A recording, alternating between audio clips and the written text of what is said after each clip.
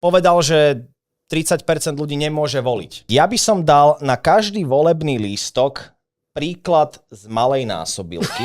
Jeden príklad z malej násobilky.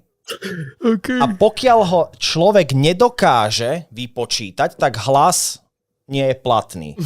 Prečo nemôže 15-ročný alebo 12-ročný voliť? No pretože ešte sa nemôže vyjadrovať, asi nemá kognitívne schopnosti na to, aby sa vyjadroval k veciam verejným. Áno. A podľa mňa, keď je niekto mentálne ako 10-ročný, tak by nemal proste rozhodovať o chode krajiny. Ale ja si myslím, že to niekedy nepomôže, lebo tí ľudia väčšinou zvládnu malú násobilku. No pozor, ja si myslím, 10 až 15% hlasov na Slovensku by neprešlo. Ja si myslím, že tam by sa malo robiť niečo iné, než malá násobilka, Peter. A čo by tam malo byť? Neviem, ale Lebo niečo podľa mňa malá jednoduché. násobilka nepomôže. Lebo vieš, väčšinou ľudia sú už starší a tí starší boli naučení vedieť malú násobilku. Dobre, ale My sme piči, lebo sme na telefónoch